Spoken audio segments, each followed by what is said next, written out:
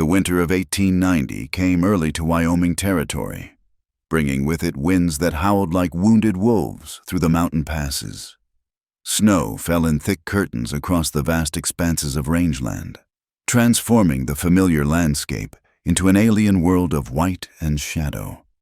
The mountains stood like ancient sentinels against the gray sky, their peaks lost in the churning clouds that promised more snow before nightfall.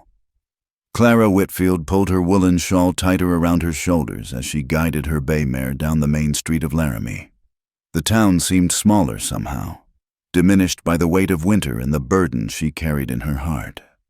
6 months had passed since Thomas's death, 6 months of whispered conversations that ceased when she entered the general store, of sideways glances from the church women, of sleepless nights wondering if the official story of his accident was nothing more than a convenient lie. The meeting with Mr. Hartley at the bank had gone worse than expected. The debts Thomas had accumulated were substantial, more than she'd imagined possible. Cattle futures, land speculation, promissory notes with names she didn't recognize. Her late husband had been playing a dangerous game, one that had perhaps cost him more than just money. Mrs. Whitfield, the banker had said, his thin fingers drumming on the ledger. I'm afraid the situation is quite dire. Without immediate payment, the bank will have no choice but to foreclose on the W Ranch. She'd managed to negotiate a brief reprieve, promising to sell off some of the cattle come spring. But spring seemed an eternity away, and she knew the vultures were already circling. Jake Morrison, Thomas's former foreman, had made his intentions clear enough. He wanted the ranch, had always wanted it, and now, with Thomas gone and Clara vulnerable, he saw his opportunity. The wind picked up as she reached the edge of town, sending ice crystals stinging against her face. Clara squinted at the darkening sky, unease prickling along her spine. The weather had been unpredictable all week, but she'd thought she had time to make it back to the ranch before the worst of it hit. Now, watching the clouds roll in like a gray avalanche, she wasn't so sure. She urged the mare into a trot, then a canter. 20 miles stretched between town and home, 20 miles of open country and winding mountain trails. On a clear day, it was a journey she'd made countless times. But this was no clear day, and the storm was moving faster than any horse. The first heavy flakes began to fall as she entered the foothills. The trail, usually so familiar she could ride it blindfolded, began to disappear beneath the accumulating snow. The mare snorted nervously, her ears flicking back and forth as the wind grew stronger, carrying with it the metallic scent of a blizzard. Clara thought of her son, little James, waiting at the ranch with Mrs. Henley, the housekeeper. He was only 6, too young to understand why his father would never come home, too young to comprehend the precarious position they were in. She'd promised him she'd be back before dark, promised to read him a story by the fire. The thought of him waiting, watching the window for her return, drove her forward even as visibility dropped to mere yards. The trail forked ahead, one path leading up through Skeleton Pass, the other following the longer but safer route along Miller's Creek. In clear weather, she would have taken the pass. It would cut an hour off her journey. But now, with the storm closing in like a fist, she hesitated. The mare danced sideways, fighting the bit, eager to find shelter. Clara chose the pass. It was a decision she regretted within minutes. The narrow trail, treacherous even in good conditions, became a nightmare of ice and shifting snow. The mare struggled to find footing, her hooves slipping on rocks hidden beneath the white blanket. Wind funneled through the pass with freight train force, threatening to tear Clara from the saddle. Then it happened. A sharp crack echoed through the storm, a tree branch breaking under the weight of snow and ice. It crashed down directly in their path, and the mare reared in terror. Clara fought to keep her seat, but the sudden movement combined with the ice sent the horse sliding sideways toward the edge of the trail, toward the drop that plunged 100 feet to the ravine below. "Easy, girl, easy." Clara's voice was lost in the wind as she threw her weight forward, trying to help the mare regain her balance. For a heart-stopping moment, they teetered on the edge, small rocks and snow cascading into the void. Then, with a desperate scramble of hooves, the mare found purchase and lurched back onto the trail. But the damage was done. The horse was limping now, favoring her right foreleg. Clara dismounted, her boots sinking into knee-deep snow, and ran her hands down the mare's leg. Hot, swollen, not broken, thank God, but injured enough that riding was out of the question. The full weight of her situation crashed over her like an avalanche. She was alone in a blizzard, miles from anywhere, with an injured horse and night falling fast. The temperature was plummeting. She could feel it in the way her breath crystallized instantly, in the numbness already creeping into her fingers despite her leather gloves. She had to find shelter, leading the limping mare. Clara pressed forward, but the trail had vanished completely now. Everything looked the same, white on white, with visibility down to arm's length. She thought she was still heading toward the ranch, but without landmarks. She could be wandering in circles. Time lost meaning in the white void. It could have been minutes or hours that she struggled through the deepening snow, the mare growing more reluctant with each step. Clara's skirts were soaked through, the wet wool weighing her down like chains. Ice formed on her eyelashes, her lips. The shaking had started, her body's last desperate attempt to generate warmth. She thought of Thomas, of the day they'd found his body at the bottom of Devil's Canyon. His horse had come home riderless, and the search party had discovered him with his neck broken, apparently thrown when his mount spooked. But Thomas had been the best horseman in the county, and that particular trail was one he'd ridden 1,000 times.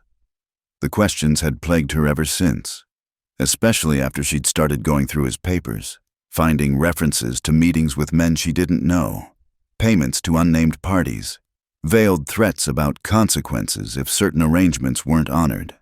Now she might never find the answers. She might die out here in the snow, and James would be left an orphan, the ranch stolen by Morrison and his cronies, the truth about Thomas buried forever. No. The word came out as a croak through her frozen lips. She wouldn't give up. Not yet. But her body was betraying her. Her legs felt like wood, each step requiring enormous effort. The mare had stopped completely now, head hanging low, and Clara didn't have the strength to urge her on. She leaned against the horse's warm side, trying to absorb what heat she could, knowing it wasn't enough. The world was fading, white bleeding into gray into black. She thought she heard James calling for her, thought she smelled the wood smoke from the ranch house fireplace. Her knees buckled, and she sank into the snow, still clutching the mare's reins. This was how it would end. Then, not with answers or justice, but with silence and snow. Clara closed her eyes, letting the strange warmth that preceded freezing wash over her. At least it was peaceful. At least a sound penetrated the howling wind. Footsteps? No, impossible. She was hallucinating, her dying mind conjuring rescue where none existed. But the sound grew closer, steadier. The crunch of snow beneath boots, the swish of heavy fabric. Clara forced her eyes open, blinking away the ice. A figure emerged from the white wall of the storm, tall and broad-shouldered, moving with the sure stride of someone who belonged in this wilderness. He was wrapped in what looked like a bearskin coat, a fur hat pulled low over his face. As he drew closer, she could make out details, a thick dark beard threaded with gray, eyes the color of winter sky, hands scarred from a lifetime of hard use. He stopped a few feet away, studying her with an expression she couldn't read. When he spoke, his voice was low and rough, like it hadn't been used in a while. "Well now," he said, "what's a lady like you doing in a place like this?" Clara tried to answer, but her voice wouldn't come. The stranger's eyes narrowed, taking in her condition in one swift assessment. Without another word, he moved forward, scooping her up as easily as if she weighed nothing. She wanted to protest, to maintain some dignity, but the warmth radiating from his body was too welcome, too necessary. "The horse," she managed to whisper. "I'll see to her," he replied. "First, we get you warm." The last thing Clara remembered was the sensation of movement, of being carried through the storm by someone who moved through it as naturally as a fish through water. The scent of leather and pine smoke and something wild filled her nostrils. For the first time since she'd left town, she felt something other than despair. She felt safe. Warmth. That was the first sensation that penetrated Clara's consciousness, warmth and the crackling sound of fire. She lay still, eyes closed, trying to piece together where she was and how she'd gotten there. The last clear memory was of snow and cold, and a figure emerging from the storm like something out of a frontier legend. Slowly, she opened her eyes. Above her stretched a ceiling of rough-hewn logs, blackened with age and smoke. Firelight danced across the wood, creating shifting patterns of light and shadow. She was lying on something soft, a bed of furs near a stone fireplace where flames leaped and sparked.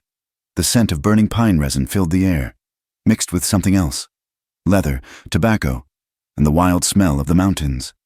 Clara turned her head, taking in her surroundings. The cabin was small but solidly built, with walls of fitted logs chinked with mud and moss.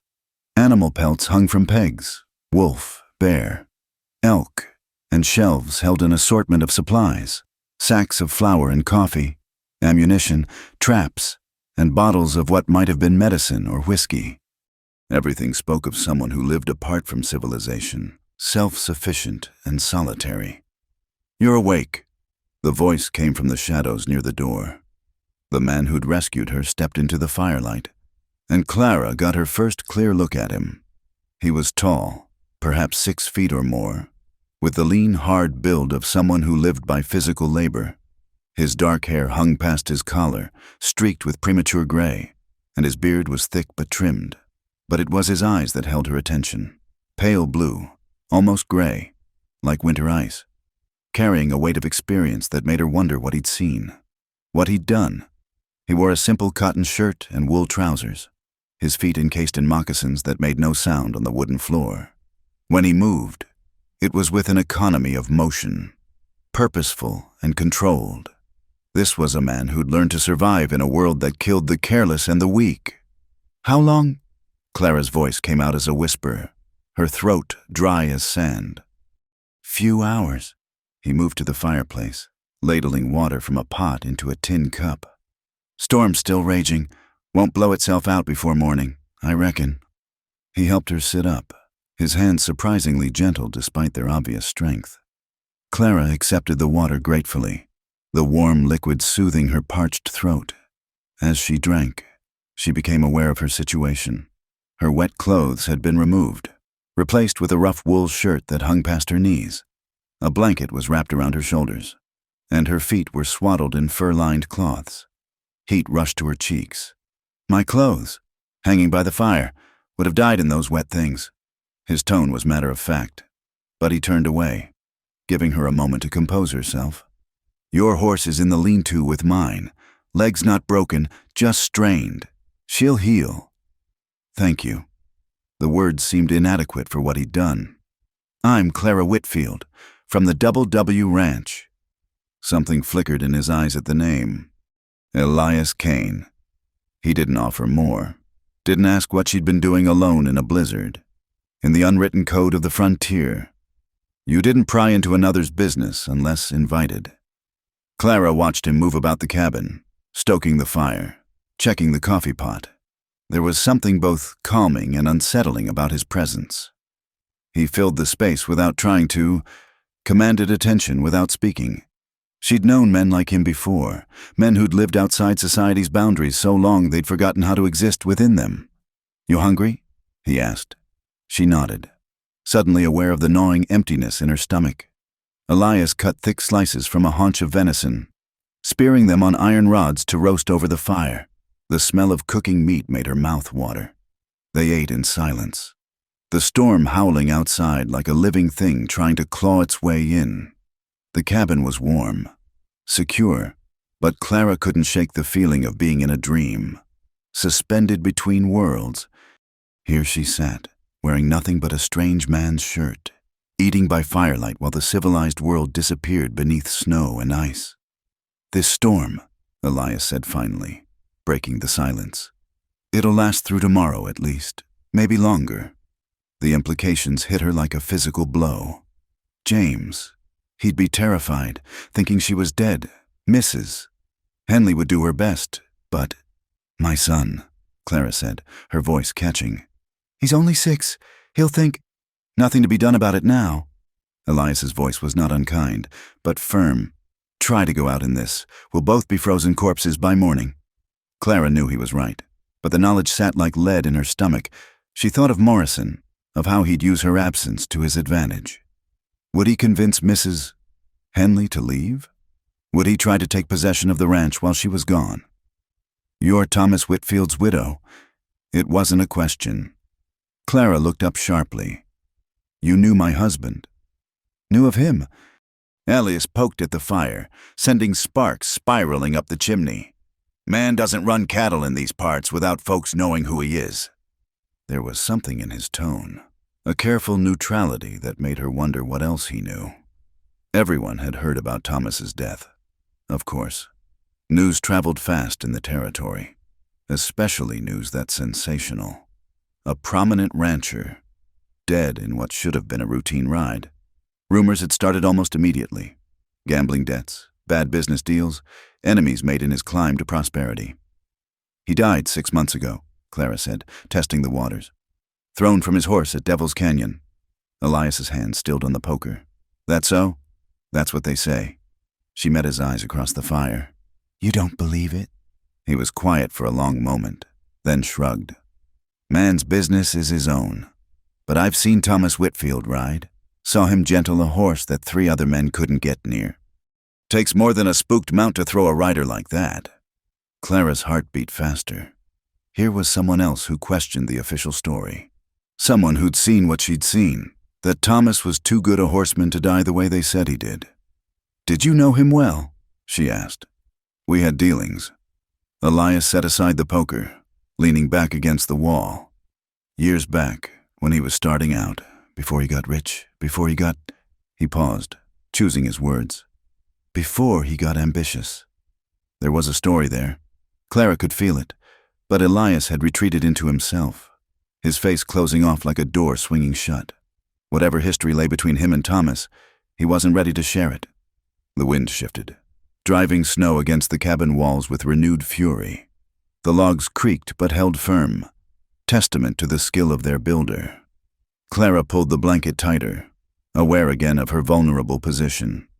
She was alone with a stranger, miles from anywhere, dressed in his clothes and dependent on his goodwill. Yet she felt no fear, only a strange sense of inevitability, as if the storm had brought her exactly where she needed to be. You live here alone, she said. It wasn't really a question. 10 years now. By choice? His smile was sharp as a blade. Isn't everything? Clara thought of her own choices. Marrying Thomas, staying on the ranch after his death, fighting to keep what was hers instead of selling out and moving back east to her family. Yes, everything was a choice, but some choices were made with a gun to your head. Must get lonely, she said. Lonely's better than some alternatives. He stood abruptly, moving to the window. Through the thick glass, nothing was visible but swirling white. Get some sleep. Morning's a long way off. But Clara wasn't ready for sleep. Wasn't ready for the silence that would let her thoughts run wild. Mr. Kane. Elias. That night's going to be long and cold. Very cold. He turned from the window, those pale eyes studying her. That it will. A person could freeze, even by a fire, even under blankets. Her heart hammered in her chest at her own boldness. The cold has a way of seeping in, finding the cracks. Something shifted in his expression, a recognition of the game being played. He moved closer, stopping just at the edge of the firelight. You suggesting something, Mrs. Whitfield? The formality of the name felt wrong after everything. Clara, she said, and I'm suggesting that survival sometimes requires unconventional measures. His laugh was low, rusty from disuse. That's one way to put it. He crouched beside her, close enough that she could see the fine lines around his eyes. the scar that bisected his left eyebrow. "You know what you're playing with. Clara, I'm not one of your town men with their manners and their rules. Haven't been for a long time. I'm not playing." The words came out steadier than she felt. "I'm cold, and I'm alone, and tomorrow feels very far away." He reached out, his fingers ghosting along her cheek. His hand was calloused, rough, but the touch was gentle. "One kiss or the cold," he said, and there was something almost amused in his voice, as if he were issuing a challenge. "Those are your choices." Clara's breath caught. The phrase hung between them, loaded with possibility and danger. She could pull back, maintain the proper distance expected of a widow, spend the night shivering despite the fire's warmth. Or she could lean forward, cross a line that couldn't be uncrossed, and find out what lay on the other side. "Then I choose the kiss," she whispered. For a moment, neither moved. The fire crackled, the wind howled, and the space between them hummed with tension. Then Elias leaned in, his lips brushing hers with surprising tenderness. It was nothing like Thomas's kisses. Those had been possessive, claiming. This was a question, an offer, a promise of warmth against the cold. Clara responded, her hand coming up to rest against his chest, feeling the steady beat of his heart through the worn cotton. The kiss deepened, and she tasted coffee and wildness, felt the heat that had nothing to do with the fire. When they finally broke apart, both were breathing harder. Elias's eyes had darkened. The ice melted to deep water. "You sure about this?" Was she? Clara thought of propriety, of reputation, of what the good women of Laramie would say if they knew. Then she thought of Thomas's lies, of the questions without answers, of the vultures circling her ranch. She'd followed the rules all her life, and where had it gotten her? "I'm sure," she said. Elias pulled her close then, wrapping them both in the furs, sharing warmth in the most ancient way. Outside, the storm raged on, but inside the cabin, the cold couldn't touch them. Clara rested her head against his chest, listening to his heartbeat, feeling truly warm for the first time since Thomas died. Tomorrow would bring its own challenges. She'd have to face her son's questions, Morrison's threats, the town's judgment. But tonight, in this cabin at the edge of the world, she'd chosen fire over ice, life over mere survival, and as sleep finally claimed her, safe in the arms of a man who asked no questions and offered no lies. Clara thought that perhaps getting lost in the storm had been the first step toward finding her way. Dawn came slowly to the mountains, a gradual lightening of the darkness rather than any appearance of sun. The storm had quieted to a steady snowfall. The violent winds of the night before reduced to occasional gusts that rattled the cabin windows. Clara woke to find herself alone in the pile of furs, the space beside her cool but not cold. The fire had been recently tended, flames dancing cheerfully in the hearth. She sat up, wrapping a blanket around herself, and saw Elias by the stove, working over a pot of coffee. He'd changed into a heavier shirt, his movements efficient as he sliced bacon and set it to sizzling in a cast-iron pan. When he noticed she was awake, he nodded toward her clothes hanging by the fire. "Should be dry now," he said simply, as if the intimacy of the night before had been a dream. Clara dressed quickly behind the hung blanket, grateful for the privacy.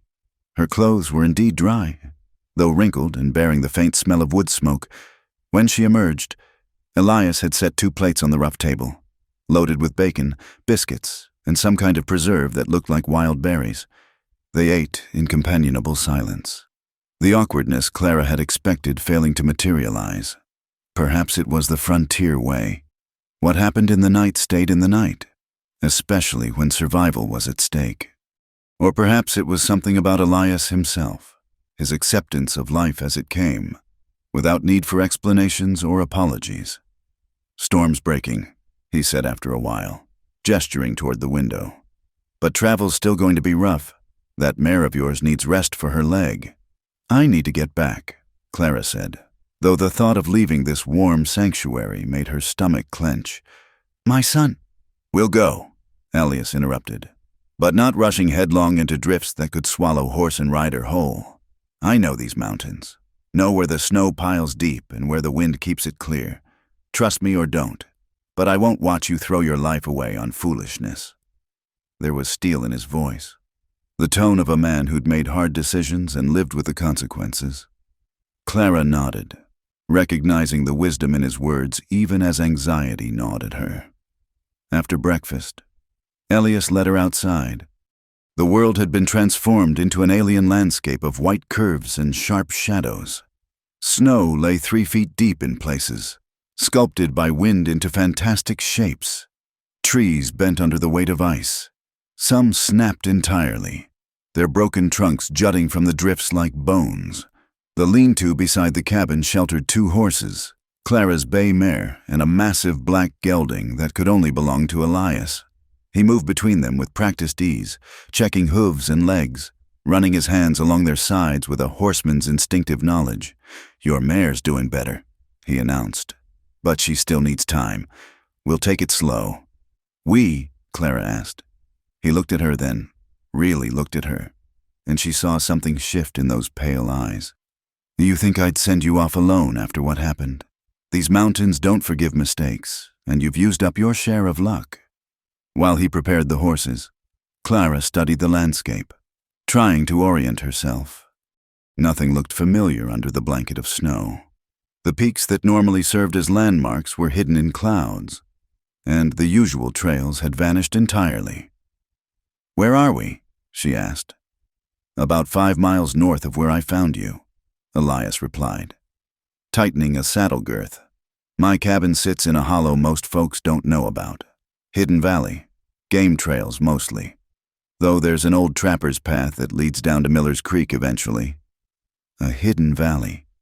Clara filed that information away, wondering how many other secrets these mountains held. How many men like Elias lived in the spaces between civilization? Choosing isolation over the complications of society, they set out with Elias leading, breaking trail through the snow. The black gelding moved with surprising grace for such a large animal, picking his way carefully through the drifts. Clara's mare followed, favoring her injured leg but managing well enough. The journey became a lesson in mountain craft. Elias read the snow like others might read a book, pointing out where cornices hung ready to avalanche, where the crust would hold their weight and where it would collapse. He showed her how ice formed differently on north-facing slopes, how certain trees grew only above specific elevations, how to spot the subtle signs of springs that kept some ground clear even in deepest winter. "You've lived here a long time," Clara observed as they paused to rest the horses. "Long enough. Were you a trapper originally? A prospector?" He gave her that sharp smile again. "Something like that." They were descending now, following a ridgeline that offered spectacular views when the clouds parted. Far below, Clara could see the white thread of what might have been Miller's Creek, and beyond that, the vast expanse of the valley where the ranches lay. Somewhere down there was her home, her son, her responsibilities. Up here, with the wind and snow and silence, it all seemed part of another world. "Tell me about Thomas," Elias said suddenly. The request surprised her. "What do you want to know?" "The man you married, not the man he became." Clara considered as they rode. He was different when we met, younger, obviously, but lighter somehow. He'd come out from Ohio with big dreams and empty pockets. My father liked him, said he had ambition, said he'd make something of himself, and he did. Yes, the word tasted bitter. He did. Built the Double W from nothing. Made it one of the biggest spreads in the territory. Made enemies doing it too. Men who build empires usually do. They were following a frozen stream now, the horses' hooves crunching through crusty snow. Ravens called from the pines, harsh voices echoing off the cliffs. Clara found herself telling Elias things she'd never voiced aloud, how Thomas had changed over the years, becoming harder, more secretive. How she'd found papers after his death that made no sense. References to land deals and water rights, and men she'd never heard of. There was a name that kept appearing. She said, "Samuel Morrison, Jake Morrison's brother. But Samuel's been dead for 2 years, killed in what they said was a dispute over cards. Elias reined in his horse so abruptly that Clara nearly collided with him. When he turned to face her, his expression was carved from stone. "Samuel Morrison," he repeated, and there was something dangerous in his voice. "You knew him?" "I killed him." The words hung in the air between them like icicles, sharp and cold. Clara's hand moved instinctively to her throat, but Elias made no threatening gesture. He sat his horse like a statue, waiting for her reaction. "The card game," she said slowly. "That was you?" There was no card game. His voice was flat, emotionless. Samuel Morrison was a murderer, and worse. He and his brother ran a scheme. Jake would identify vulnerable ranchers, widows mostly, and Samuel would convince them to sell. When one family refused, when they threatened to go to the territorial marshals, Samuel burned their cabin. With them inside, 2 children died that night. Clara felt the blood drain from her face. Dear God. I tracked him for 3 weeks. Found him in a saloon in Cheyenne, drinking and laughing about it. I called him out, fair and square. He went for his gun first. Elias's eyes never left hers. I've killed men, Clara. Some deserved it. Some were just on the wrong side of a fight. But Samuel Morrison? Him I don't regret. And Jake's smarter than his brother. Keeps his hands clean. Lets others do the dirty work. Can't prove he ordered those deaths, though I know in my bones he did. He turned his horse back to the trail. After Samuel died, I came up here. Easier that way. Jake's got friends, bought lawmen. The story became about a card game because that's the story Jake wanted told. They rode in silence after that. Clara's mind racing. Jake Morrison, Thomas's foreman. The man now trying to take her ranch. He was connected to murdered families. To a brother who burned children alive. And Thomas had been in business with him. Had trusted him. Or had he? Those papers. Those cryptic references. Had Thomas discovered the truth? Is that why he died? The terrain was changing, becoming familiar despite the snow. They descended far enough to reach the foothills proper, where scattered pines gave way to open meadows. In the distance, Clara could see smoke rising from chimneys, the first signs of civilization. There's something else, Elias said as they paused at an overlook. That night I found you. When you said your name, Whitfield, I wondered if you'd come looking for me. Why would I do that? Because 3 days before he died, Thomas Whitfield rode up to my cabin. First human I'd seen in months. He knew who I was, what I'd done to Samuel. He wanted to hire me. Clara's heart hammered against her ribs. Hire you for what? Protection. Said he'd gotten mixed up in something. Made deals with the wrong people. Said he wanted out, but they wouldn't let him walk away. Offered me money to watch his back. Maybe convince certain folks to leave him be. And I turned him down. Elias's voice carried a weight of regret. Told him I was done with that life. Told him to go to the law. He couldn't, Clara said, understanding flooding through her. He was already in too deep. Whatever he'd done with Morrison, whatever deals he'd made, going to the law would have ruined him. Ruined us. Maybe, or maybe he could have made a deal. Traded information for protection. We'll never know now. They could see the double W in the distance now. The ranch buildings clustered like toys in the vast white landscape. Safe, familiar. Yet Clara felt as if she were seeing it for the first time. This was what Thomas had died trying to protect, what Morrison wanted badly enough to kill for. Will you stay? The question surprised her as much as it seemed to surprise Elias. Just for a day or two, until I can figure out what to do. He was quiet for so long she thought he'd refuse. Then, Jake Morrison won't be happy to see me. Good, Clara said fiercely. Let him worry for once. Let him wonder what you know. What I know, maybe it'll buy me time to find proof of what really happened to Thomas. Proof's dangerous in the wrong hands, Elias warned. And Morrison's got the right hands in his pockets, judges, sheriffs, even a territorial marshal or two. Then I'll need someone who stands outside the law, someone they can't buy or intimidate. She met his eyes steadily. I'll need you. They were approaching the ranch now, and Clara could see figures moving near the barn. Mrs. Henley's sturdy form, and her heart leaped. James, building a snowman with a determination only a 6-year-old could muster. Safe. He was safe. "One more thing," Elias said as they neared the gate. "That kiss last night, that was about staying warm. Nothing more. I'm not a man for complications. Clara, not anymore." She looked at him. This dangerous, damaged man who'd saved her life and told her truths no one else would, who'd held her through the storm and asked for nothing in return but survival. "I know," she said simply. And she did know.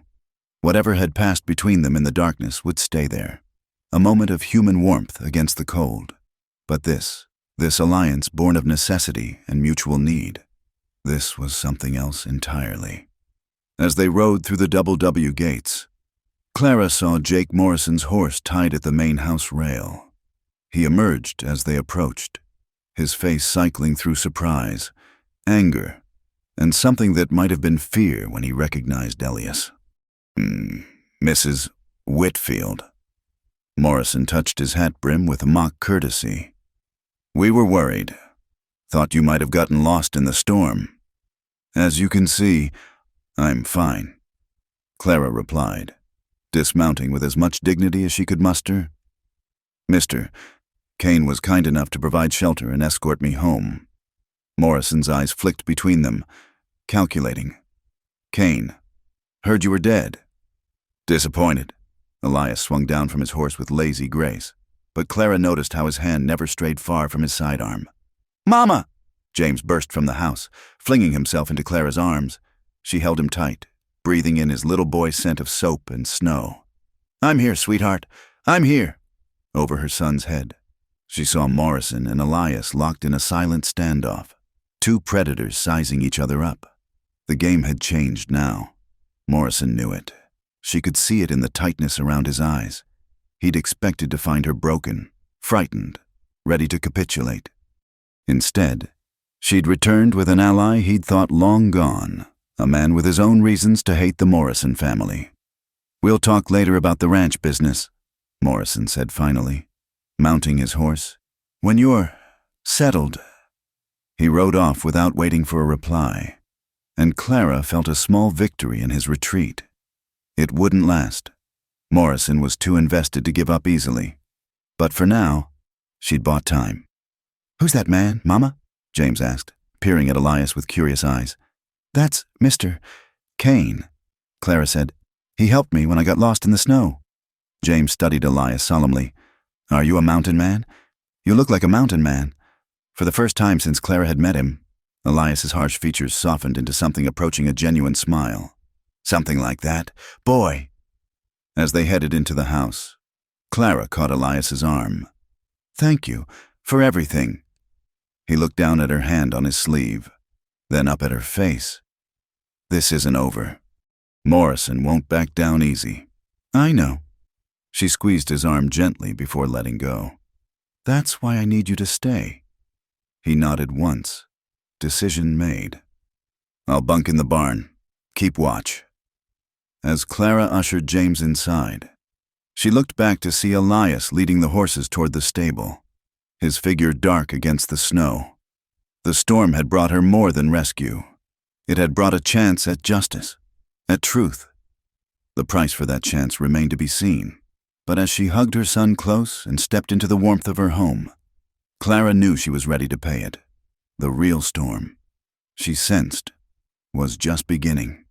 The days following the storm passed in a strange rhythm of normalcy and underlying tension. Clara went through the motions of running the ranch, checking on the cattle, reviewing accounts, supervising the hands who'd stayed loyal despite Morrison's attempts to lure them away. But her mind kept returning to Thomas's study, to the locked drawer she'd been afraid to fully investigate until now. Elias had made good on his word, taking up residence in the barn's loft. His presence was both comforting and unsettling. The ranch hands gave him wide berth, recognizing something dangerous in his quiet watchfulness. James, however, had taken to following him around like a shadow. pestering him with questions about tracking and hunting and living in the mountains. On the third night, after James was asleep, Clara finally gathered her courage and retrieved the key to Thomas's private drawer. She'd avoided this moment, perhaps knowing instinctively that what she found would change everything. Now, with Elias keeping watch and Morrison temporarily at bay, she couldn't postpone it any longer. The drawer contained a leather-bound ledger and a packet of letters tied with string. Clara lit another lamp and settled at the desk, her hands trembling slightly as she opened the ledger. The entries were in Thomas's careful script, but they might as well have been in a foreign language. References to parcels of land she didn't recognize, water rights transfers, payments to names that meant nothing to her. Then she found it. A series of entries from the months before Thomas's death. The amounts were staggering, far more than the ranch could have generated, and next to each entry, initials, JM and SM, Jake and Samuel Morrison. The letters were worse. Some were from Thomas to unknown parties, discussing arrangements and agreements that would ensure mutual benefit. Others were threats, thinly veiled but unmistakable. One in particular made her blood run cold. "Whitfield, you knew the terms when you signed on. There's no backing out now. The syndicate doesn't tolerate cold feet. Consider your family's welfare before you do something foolish. M." Clara set the letter down with shaking hands. Syndicate. Thomas had gotten involved with something far bigger than simple land fraud. And he'd wanted out. That much was clear from his visit to Elias. But they hadn't let him go. They'd killed him instead. A soft knock at the study door made her jump. Elias stood in the doorway, hat in hand. "Saw the light," he said. "Everything all right?" Wordlessly. Clara gestured to the papers spread across the desk. Elias approached, his eyes scanning the documents with practiced efficiency. His expression grew darker with each page. "This is bad," he said finally. "Worse than I thought." "What's a syndicate?" Clara asked, though she suspected she already knew.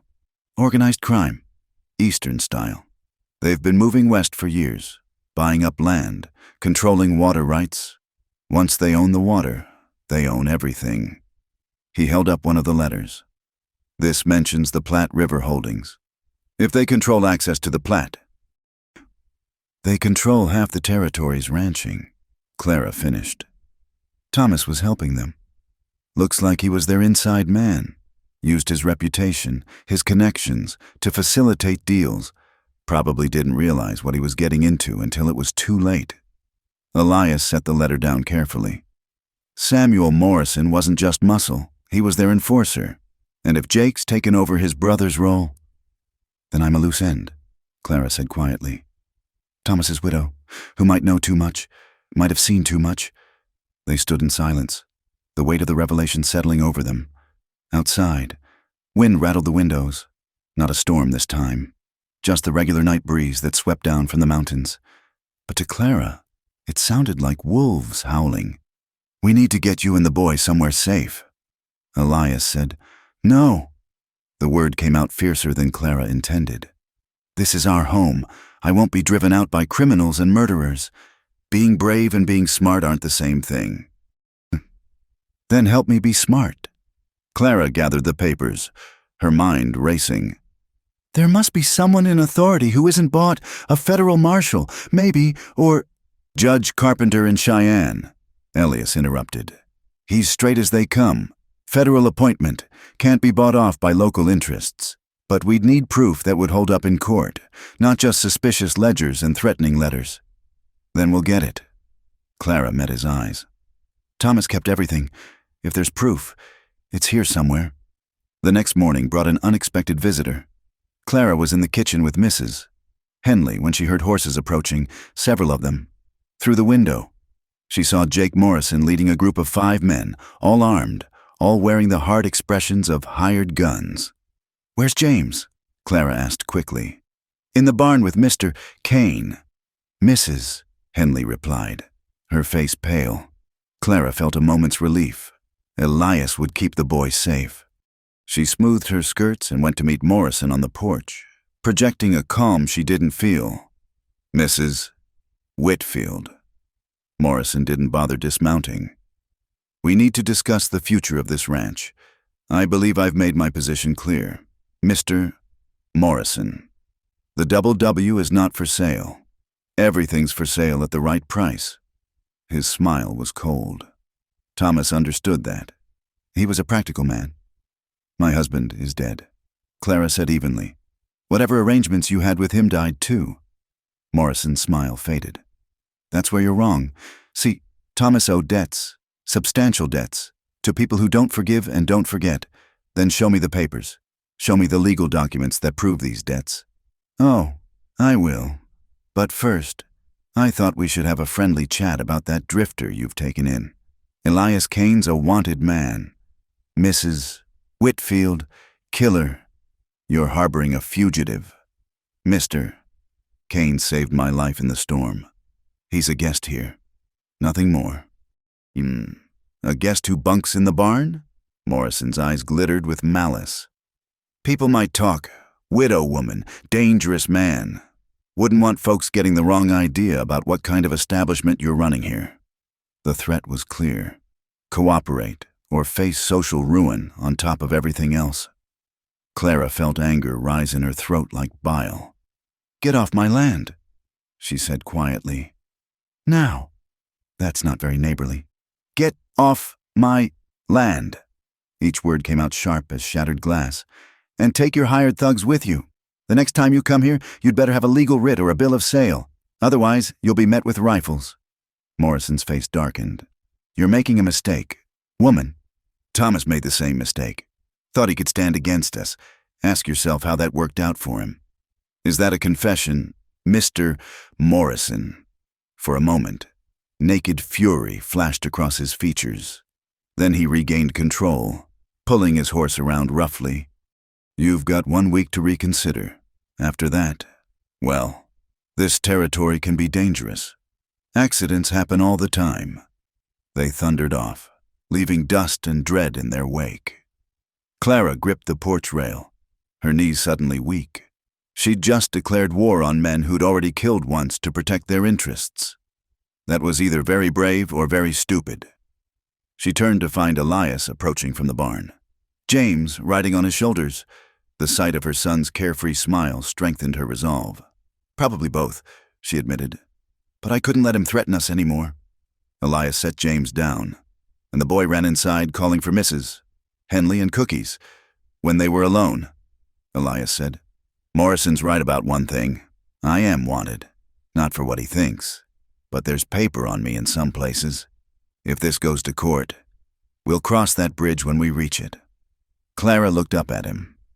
"Will you stay, even knowing it might expose you?" He was quiet for a long moment, studying her face. "Thomas was a fool," he said finally. The apparent non sequitur confused her. "What?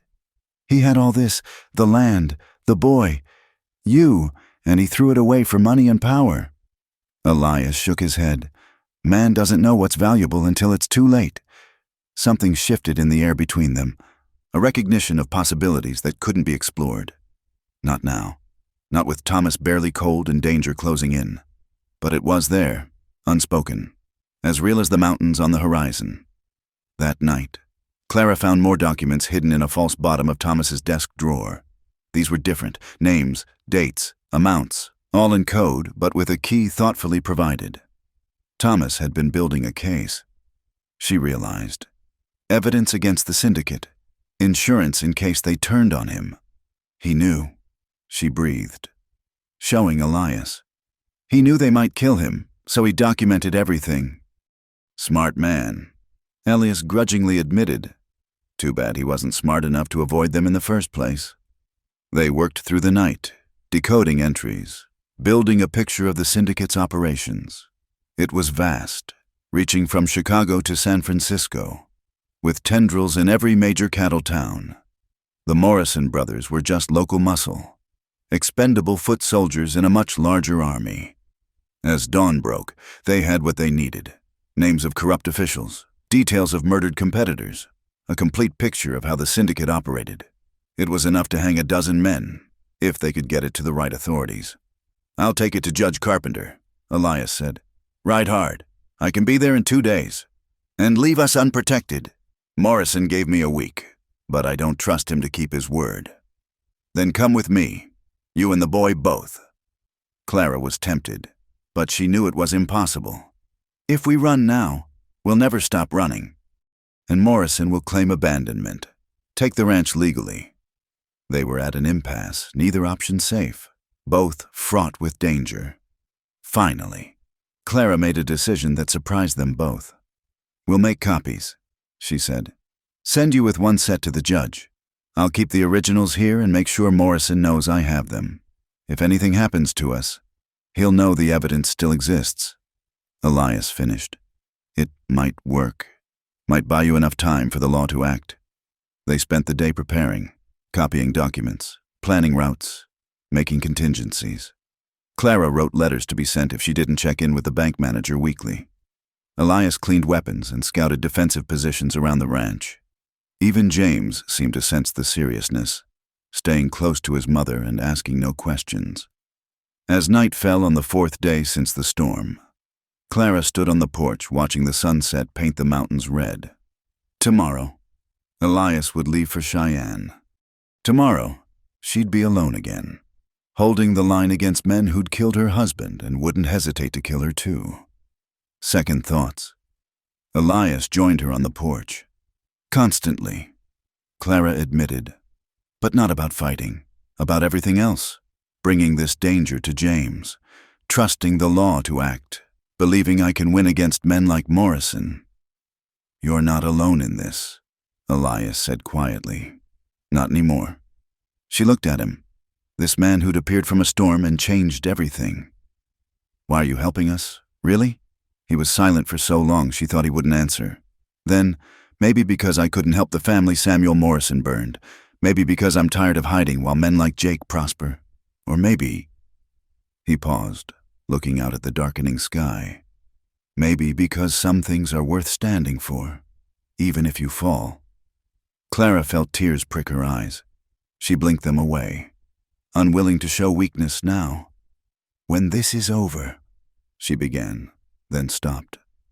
When this was over, what? Too many possibilities, too many uncertainties. When this is over, Elias said, understanding, we'll see what's left standing. They stood together in comfortable silence, watching night claim the land. Inside, James laughed at something Mrs.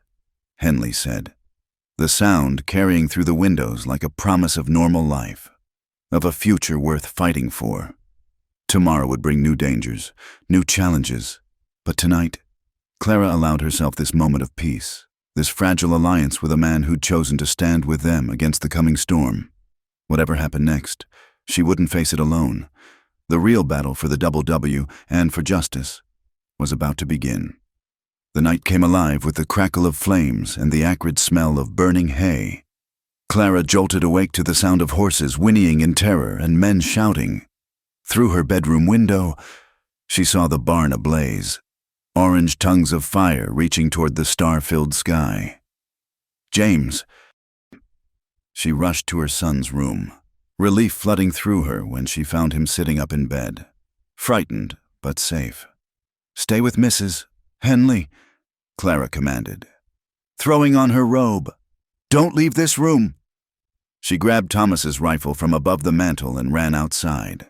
The heat hit her like a physical force, and she could see figures silhouetted against the flames, men trying to scatter the livestock, others throwing torches toward the other outbuildings. Stop! Clara raised the rifle, but her voice was lost in the roar of the fire. A shot rang out from the darkness. Then another. One of the arsonists cried out and fell. Elias emerged from the shadows like an avenging spirit, his revolver spitting fire. The raiders scattered, some mounting horses, others running for cover. The animals! Clara shouted. Together they rushed toward the barn. The doors stood open, and Clara could hear the panicked horses inside. Without hesitation, Elias plunged into the smoke-filled interior.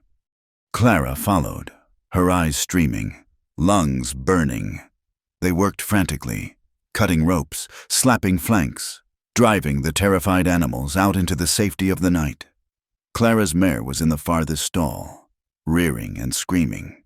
The fire had spread to the hayloft above, and burning debris rained down like hellfire. Elias reached the mare first, dodging her flailing hooves, speaking in that low, calm voice that seemed to reach through the animal's panic. A beam cracked overhead, sagging ominously. "Get out!" Elias shouted, leading the mare toward the door. Clara turned to follow, but something caught her eye. A figure slumped in the corner. One of their ranch hands, Billy Dawson, barely 17, who'd been sleeping in the barn to guard against exactly this kind of attack. "Help me!" Clara called, dropping to her knees beside the unconscious boy. Elias thrust the mare's lead into her hands. "Take her and go!" "Not without Billy."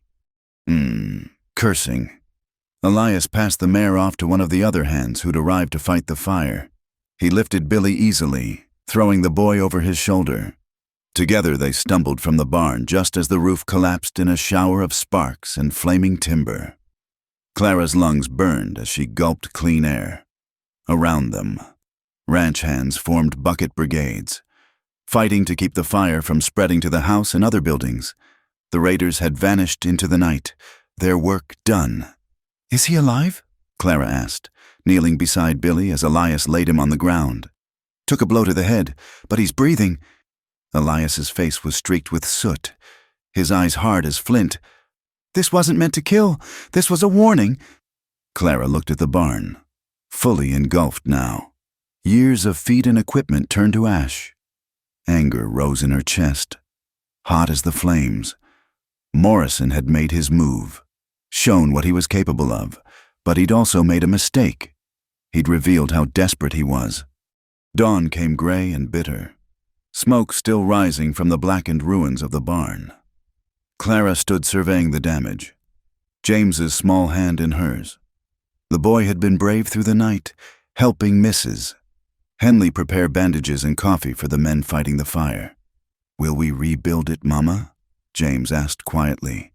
"Yes," Clara said firmly. "Bigger and better than before."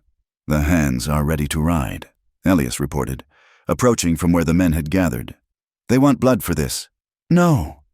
Clara turned to address the assembled ranch hands. "I know you're angry. So am I, but we're not vigilantes. We're going to do this legal and proper. Legal didn't stop them from burning our barn," one man called out. "Legal didn't save Mr. Whitfield neither," added another. Clara felt the mood shifting, teetering toward mob justice. These were good men, but they'd been pushed too far. "You're right," she said, surprising them. "The law failed my husband, failed all of us. But if we ride out there with guns blazing, what then? We become the criminals. Morrison wins. Our families suffer. Then what do we do?" Billy asked from where he sat, head bandaged but spirit intact. Clara looked at Elias, then back at her men. "We make them come to us, on our terms, Mr. Kane leaves for Cheyenne today with evidence that will hang Morrison and his associates. Until the federal marshals arrive, we fortify, we stand guard, and we don't give them another inch." The men muttered among themselves, but gradually nodded agreement. They trusted her, Clara realized. Despite everything, they still believed in the Double W and what it stood for. As the hands dispersed to their duties, Elias pulled Clara aside. "I should stay. After last night." "No.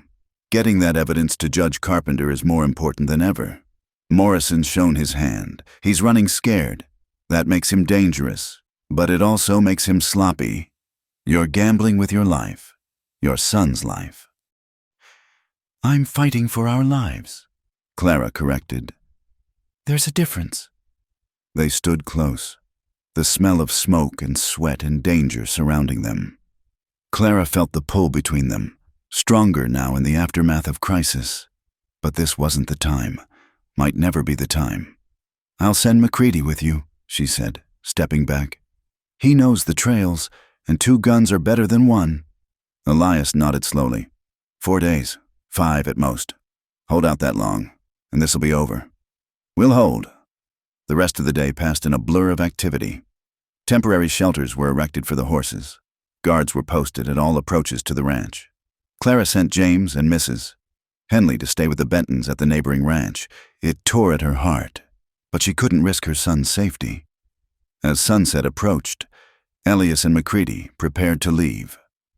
Clara handed Elias the packet of documents, wrapped in oilcloth and sealed.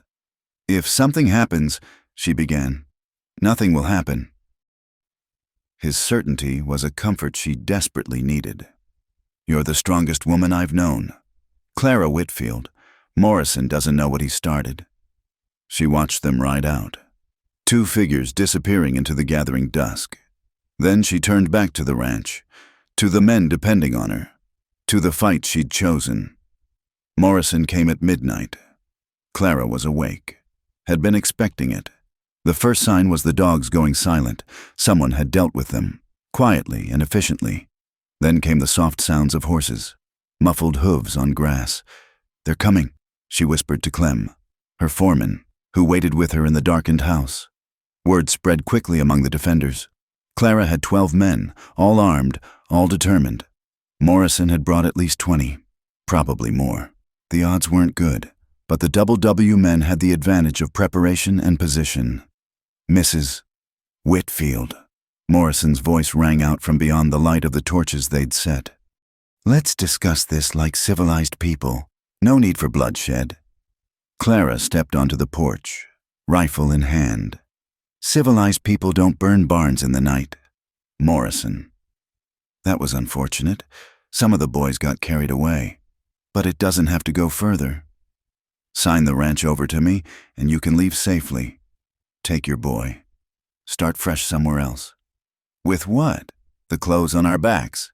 I'm prepared to be generous. Say $5,000. More than fair for a property with so many complications." Clara laughed, the sound sharp in the night air.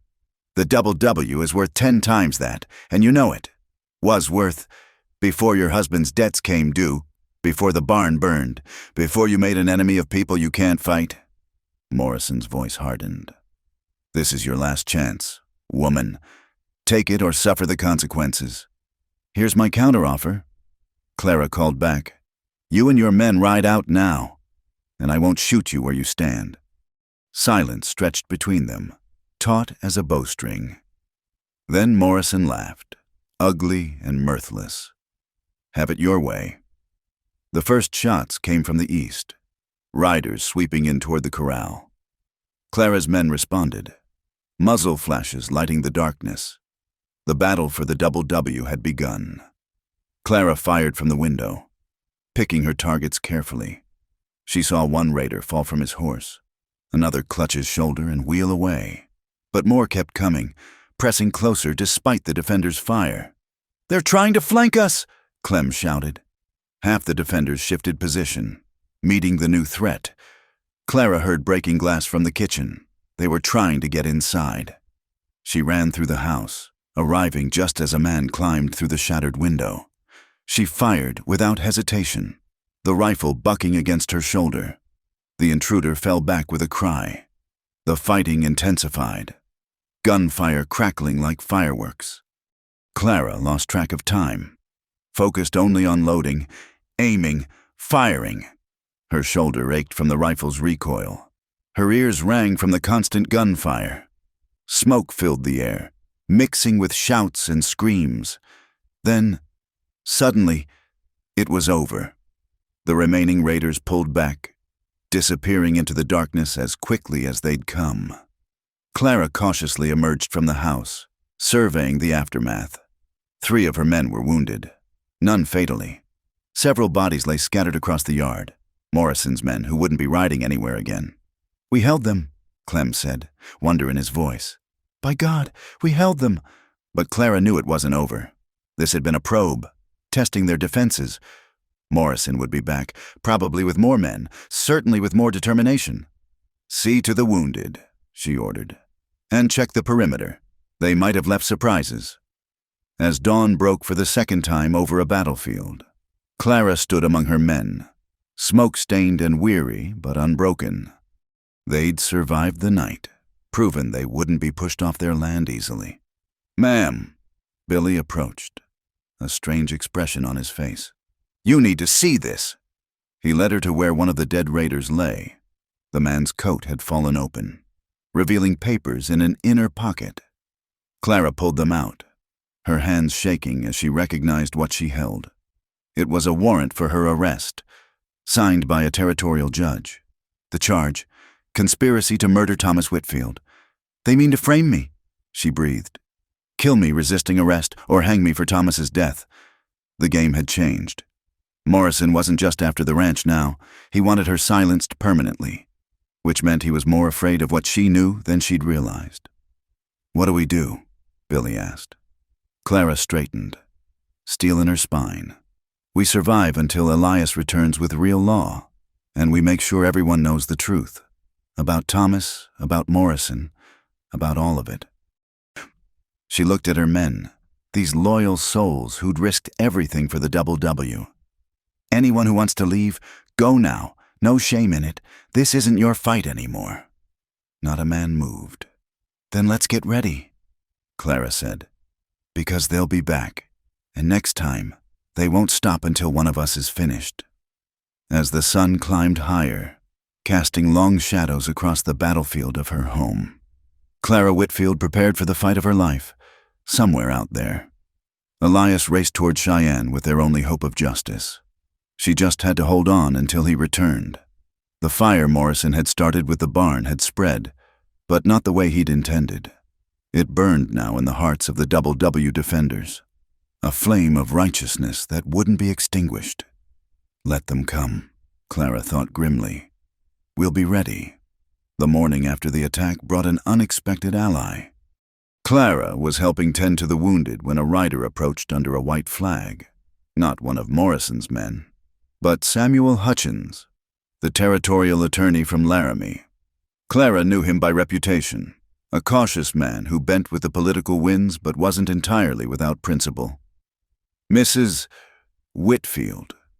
Hutchins dismounted carefully, hands visible, aware of the rifles trained on him. "I've come to discuss your situation." "My situation?" Clara kept her voice steady despite her exhaustion. "You mean the forged warrant for my arrest? Or the fact that criminals attacked my home last night?" Hutchins had the grace to look uncomfortable. "May we speak privately?" Clara led him to the house, signaling her men to stay alert. In Thomas's study, her study now, she faced the attorney across the desk where she discovered her husband's secrets. "I know about the warrant," Hutchins began without preamble. "Judge Murray signed it yesterday, but the charges are questionable." "They're lies," Clara said flatly. "Morrison killed my husband and now wants to steal our ranch. That's a serious accusation. I have proof." Clara watched his face carefully. Documents showing Thomas was involved with Morrison and others in illegal land schemes. He wanted out. They killed him for it. Hutchins leaned forward, suddenly intent. "What kind of documents? The kind that would interest federal authorities? The kind already on their way to Judge Carpenter in Cheyenne?" The attorney's face went pale. "You've sent evidence to Carpenter? Why, Mr. Hutchins, are you worried about what might be in those papers? Perhaps your name appears somewhere?" For a long moment, they stared at each other across the desk. Then Hutchins sighed, seeming to age 10 years. "I'm not a brave man, Mrs. Whitfield. When powerful people apply pressure, I accommodate, but I'm not a murderer. And I won't be party to killing a woman and calling it justice." "Then help me." I can't stop the warrant. Judge Murray is Morrison's creature entirely. But I can delay things, claim procedural issues, demand reviews, buy you perhaps a week." "That may be enough." Clara studied him. "Why risk Morrison's anger?" "Because I knew Thomas. We weren't friends, but I respected him. And because—" Hutchins stood, straightening his coat.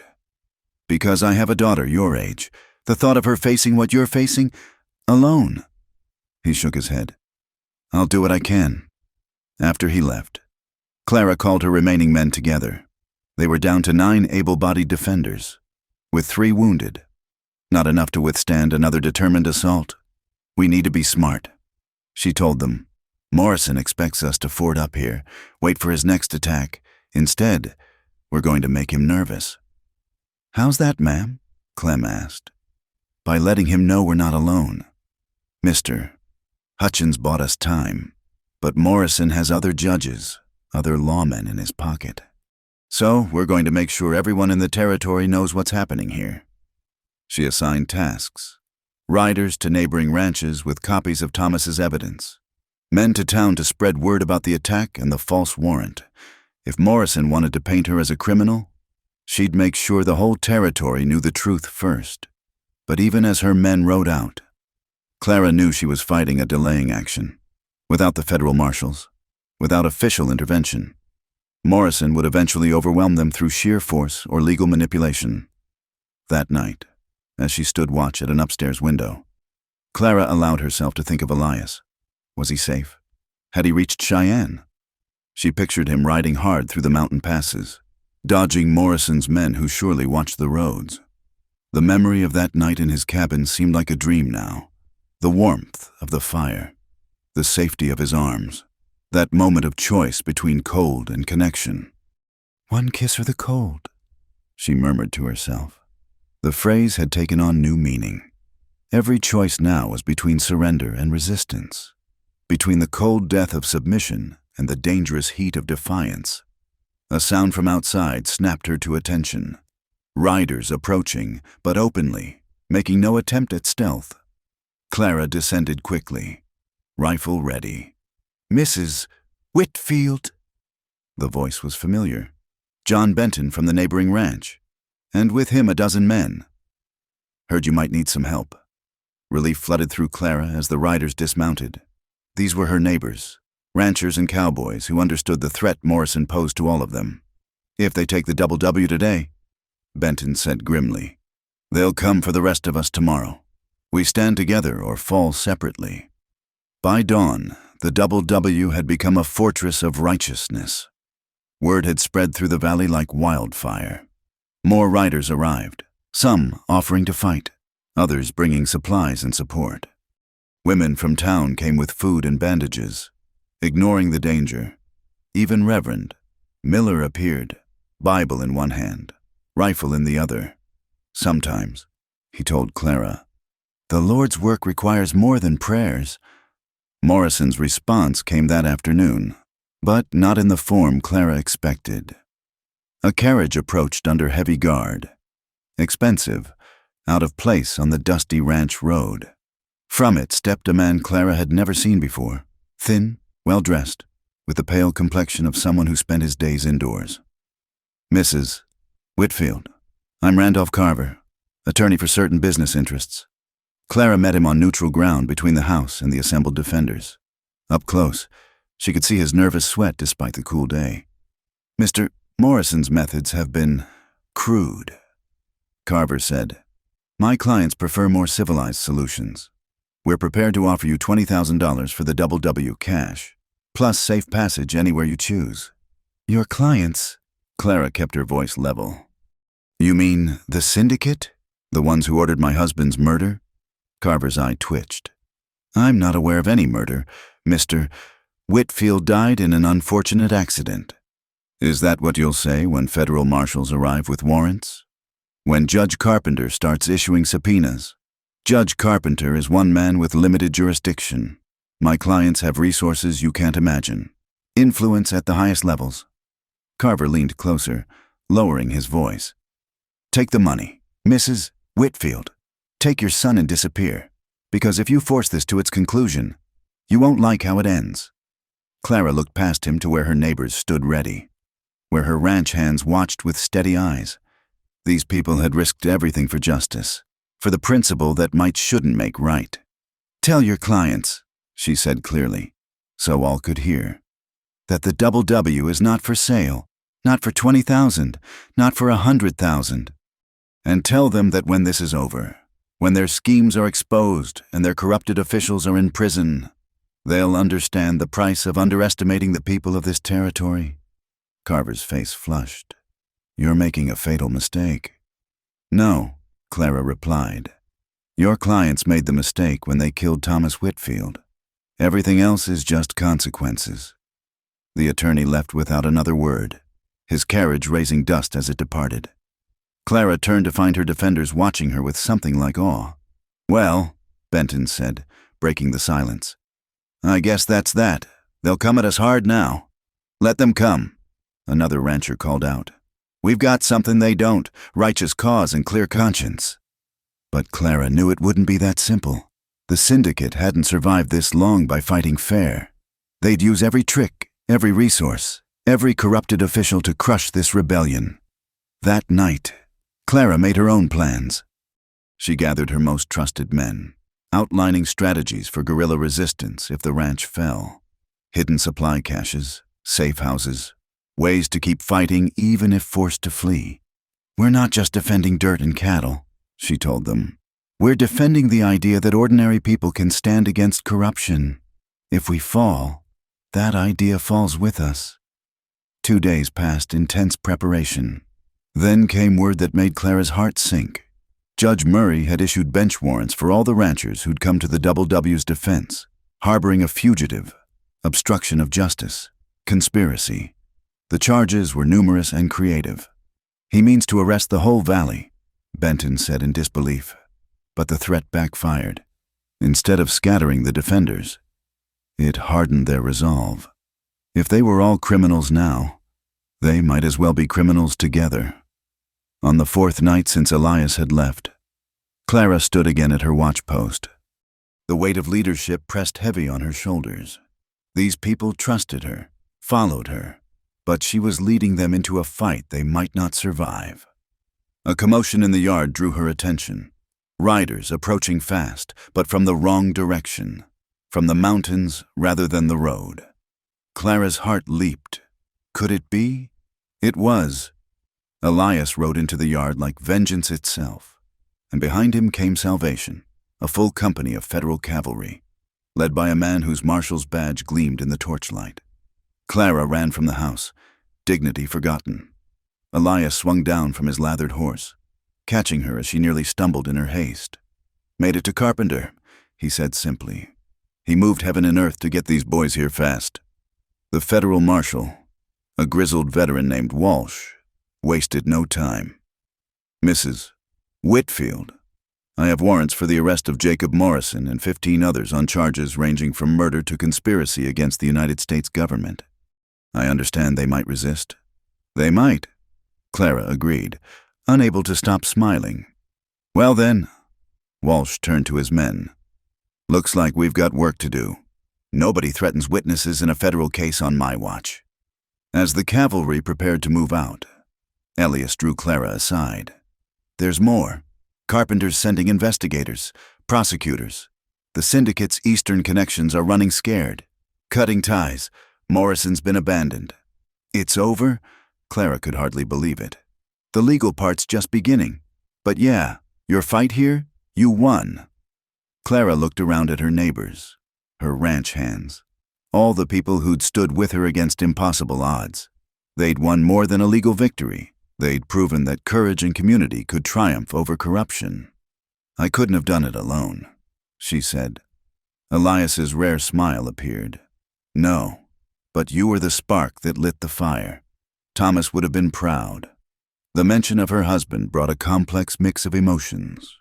Grief for what was lost, anger for his choices, but also a strange peace. His death had meaning now, had led to justice not just for him but for all the syndicate's victims. "What happens now?" Clara asked. "Now?"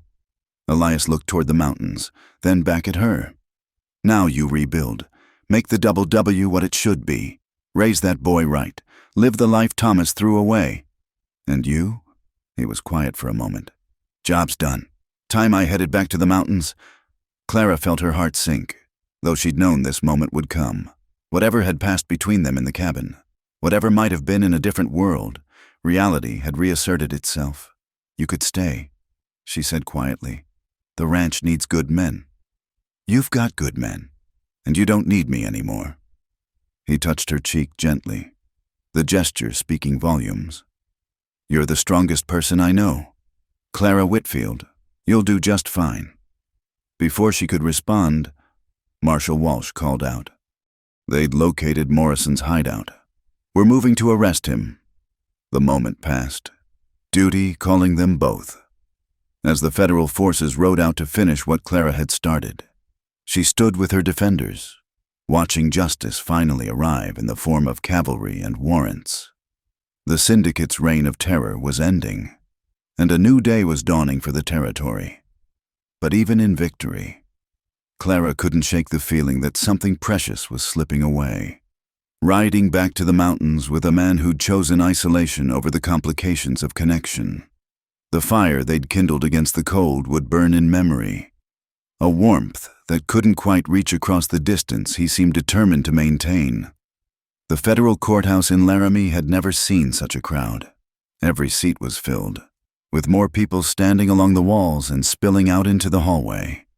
The trial of Jake Morrison and his associates had drawn attention from across the territory, ranchers, townspeople, even reporters from Eastern papers eager to document the downfall of the Western Syndicate.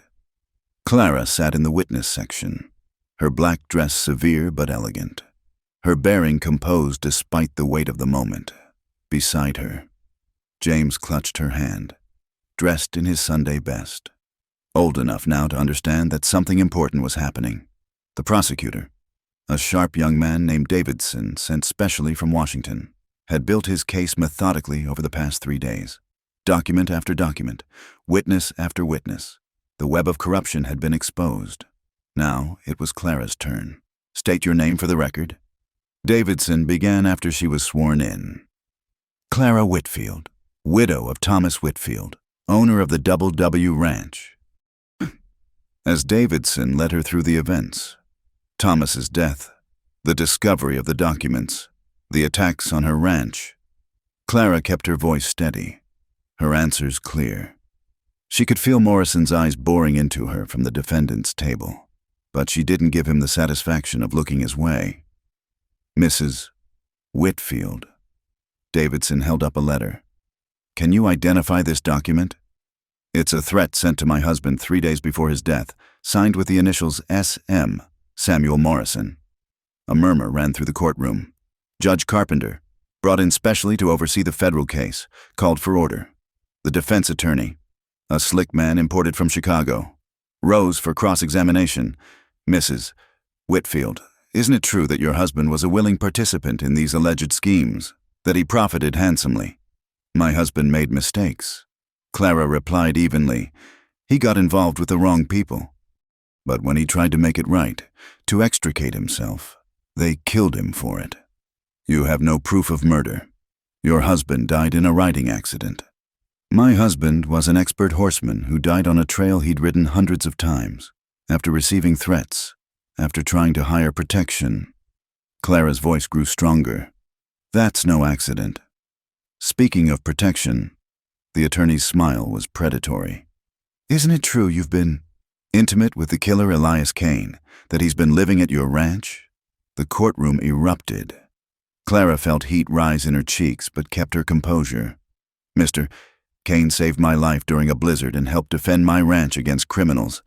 Any insinuation beyond that is slander. But he did kill Samuel Morrison? In a fair fight, after Samuel Morrison burned a family alive, including 2 children. Clara turned to address the jury directly. Yes, Elias Kane killed a murderer. If that's a crime, then justice itself is criminal. The defense attorney started to object, but Judge Carpenter cut him off. The witness will answer the questions posed. Counselor, move on. As the cross-examination continued, Clara held firm. Every trap the lawyer set, she avoided. Every attempt to paint her as a fallen woman or willing conspirator. She deflected with truth and dignity. When finally allowed to step down, she felt drained but victorious. The trial continued with other witnesses. Hutchins, granted immunity for his cooperation, detailed the syndicate's corruption of local officials. Ranchers testified about threats and extortion. Most dramatically, one of Morrison's own men, captured during the raid on the Double W, turned state's evidence in exchange for leniency. But the moment that truly turned the tide came when Marshal Walsh took the stand. When we arrested Morrison, he testified, We found something interesting in his possession, a diary belonging to Thomas Whitfield, taken from his body after the murder. The courtroom gasped. Clara gripped James's hand tighter, her heart racing. Walsh continued.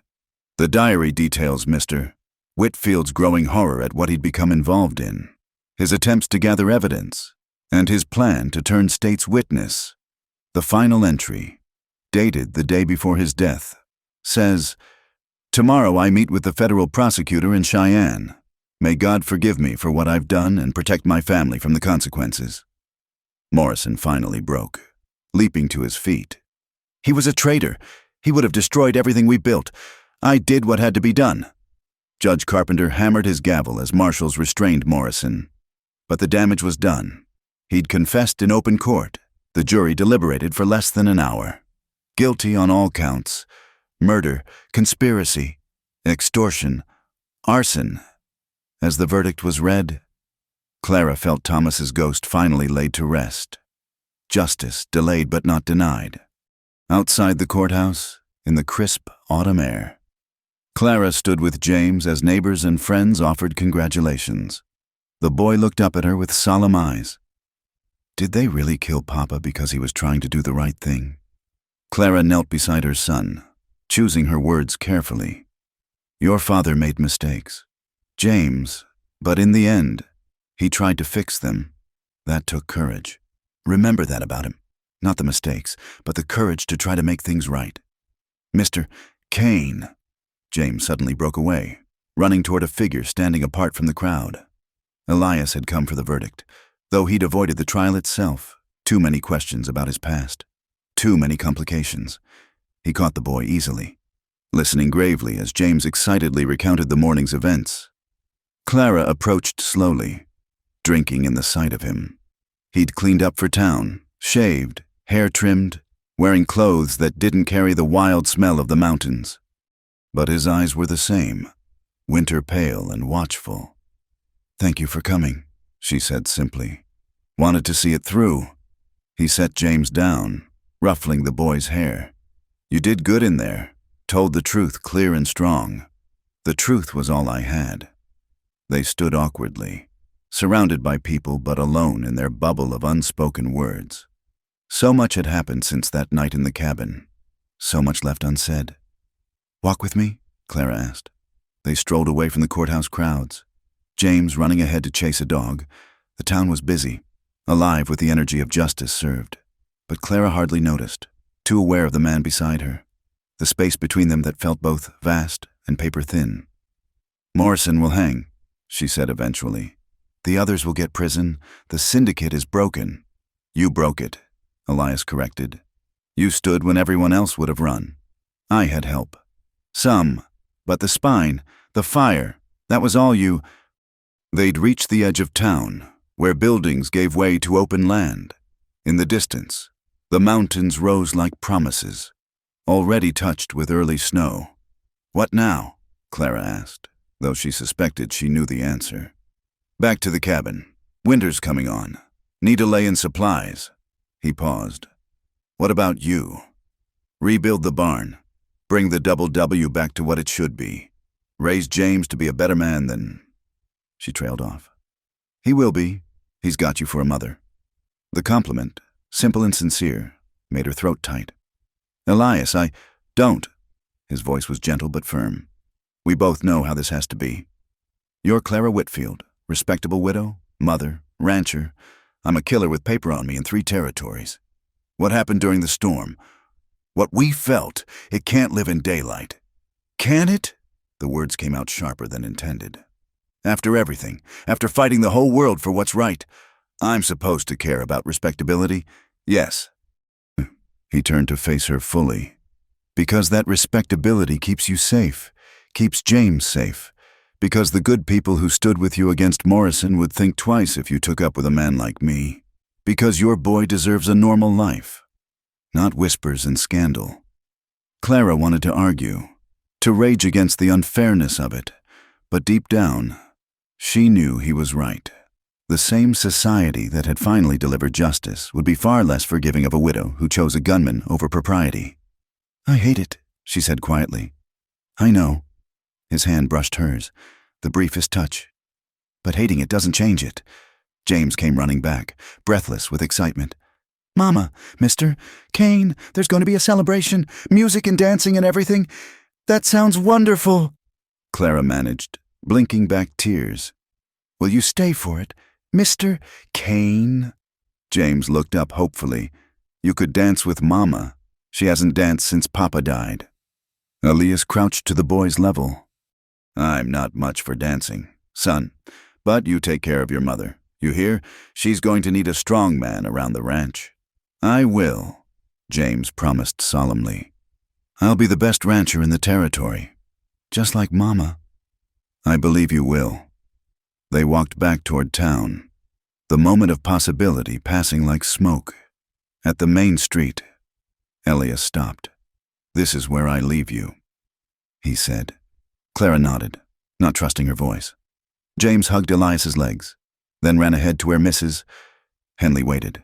Clara and Elias stood facing each other, the bustle of town life flowing around them.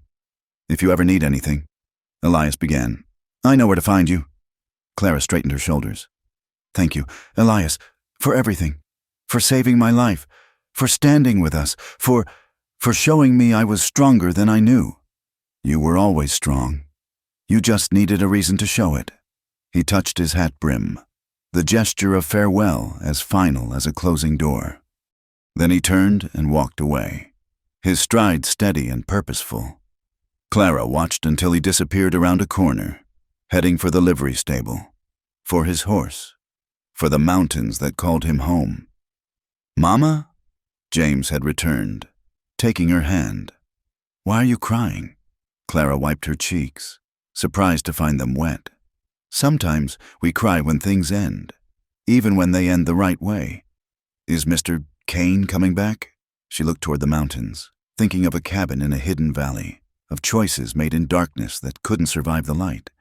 I don't think so, sweetheart, but we'll be all right. Because we're strong.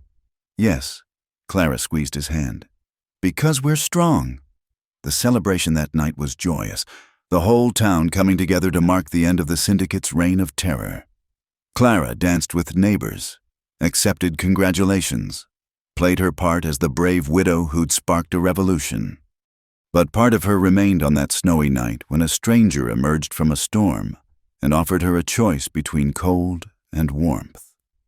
As the evening wound down, Judge Carpenter approached her. Mrs. Whitfield. A word? They stepped onto the hotel's porch, away from the noise. I wanted to thank you personally. The judge said, your courage made this possible. Without your evidence, your stand, the syndicate would still be operating. I did what had to be done. Yes, but at great personal cost. He studied her shrewdly. I heard Elias Kane was instrumental in your defense. He was. Interesting man. Mr. Kane, did you know the warrant on him from Kansas was withdrawn last year? Seems the judge who issued it was corrupt. In the pocket of men like our late Mr. Samuel Morrison. Kane's record, while violent, appears to be one of rough justice rather than crime. Clara's heart skipped. I didn't know that. I thought you might want to, in case it mattered. Carpenter touched his hat. Good evening, Mrs. Whitfield. May your future be less eventful than your recent past. Clara stood alone on the porch, mind reeling. Elias was free, no warrants, no price on his head. He could live in the open if he chose. But he'd left anyway, returned to his self-imposed exile, because he believed it was best for her, for James, because he was protecting them even from himself. The moon was rising, painting the mountains silver, somewhere up there.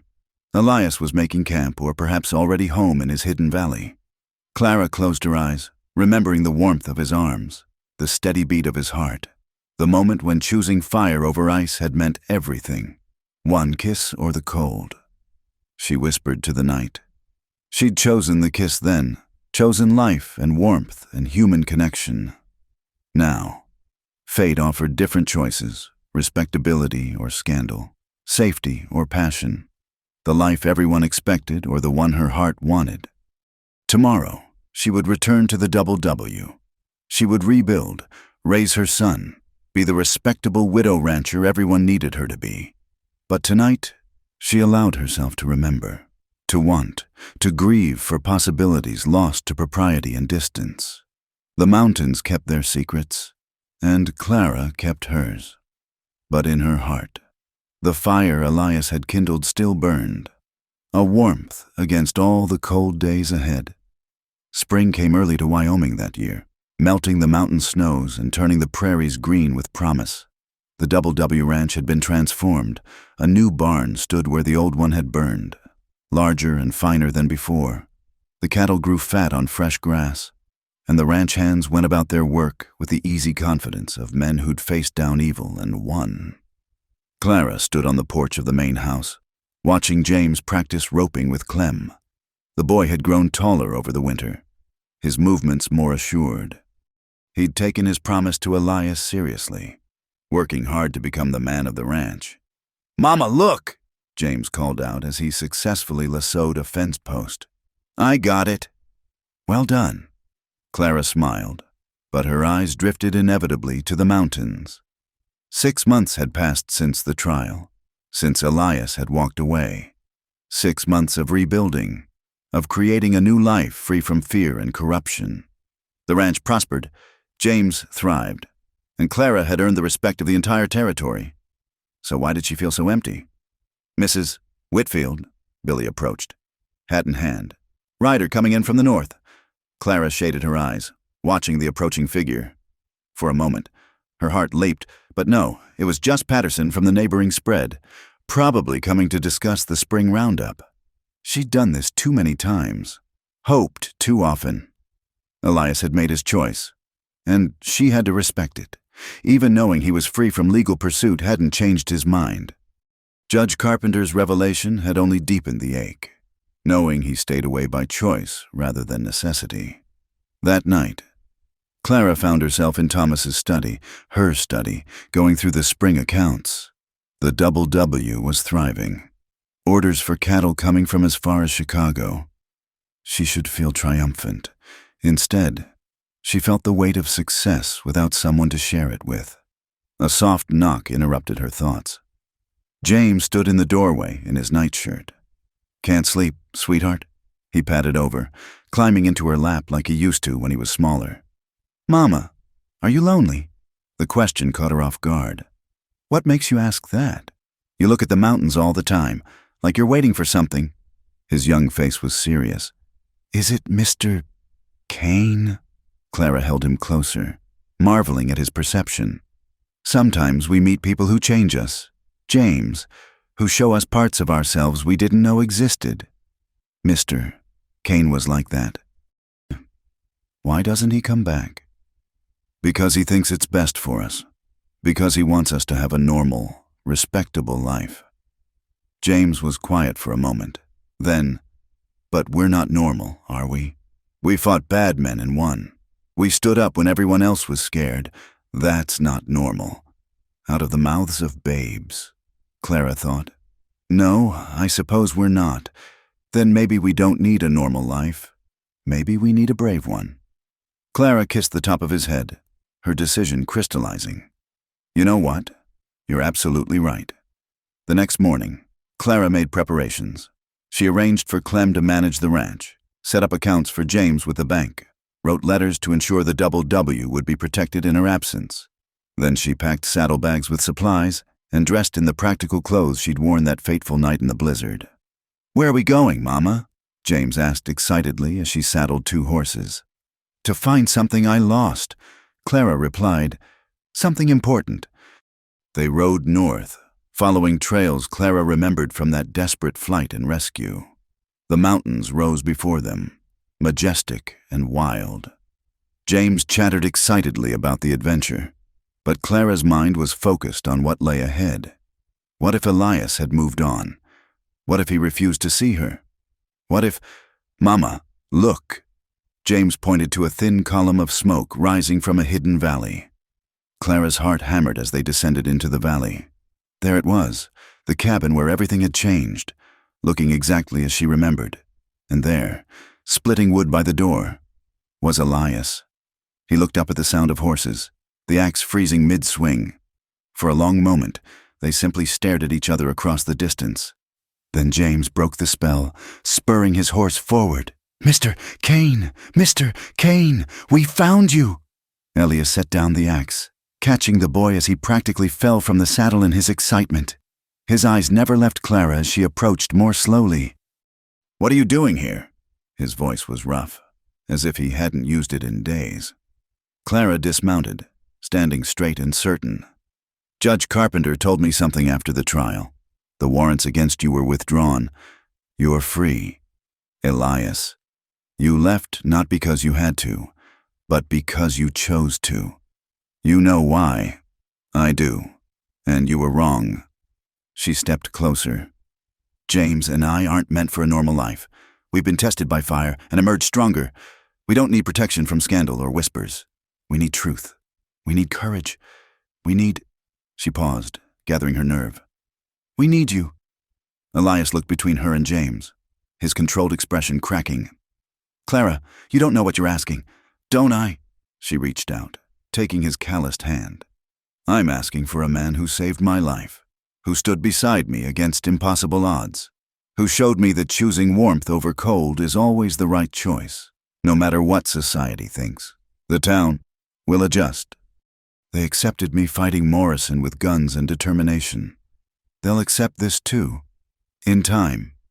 And if they don't," she squeezed his hand, "then we'll build our own world, on our own terms." "Mama's right," James piped up. "We're not normal people.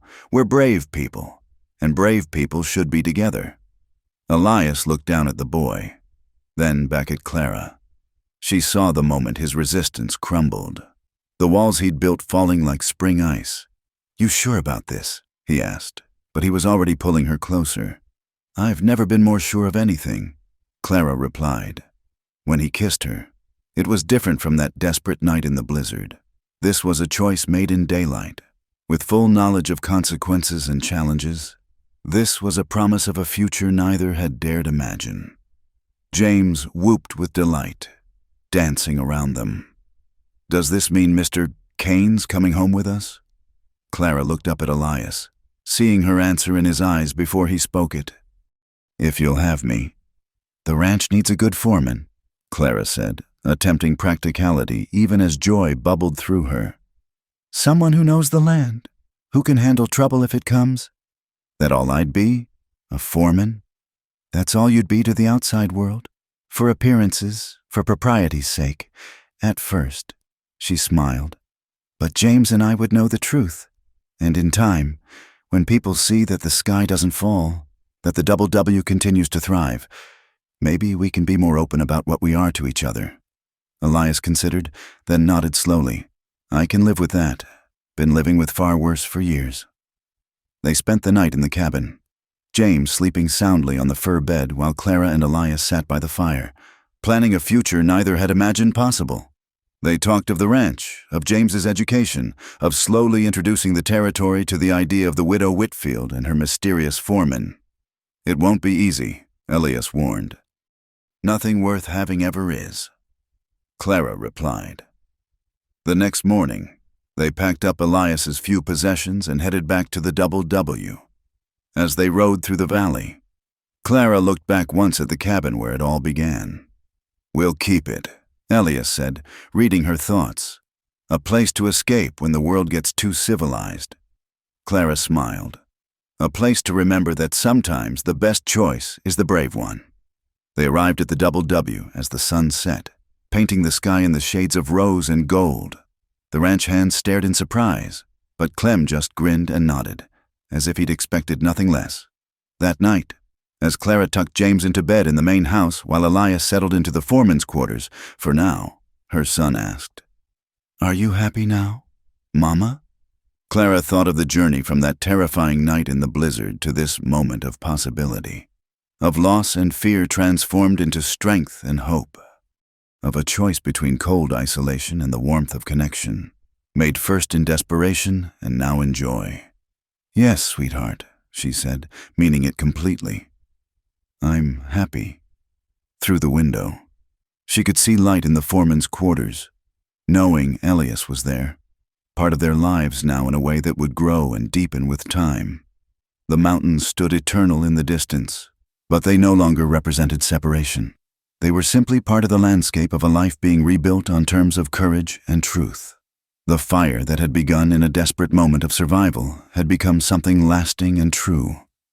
And in choosing each other over convention, Clara and Elias had proven that sometimes the greatest risk is not taking one at all.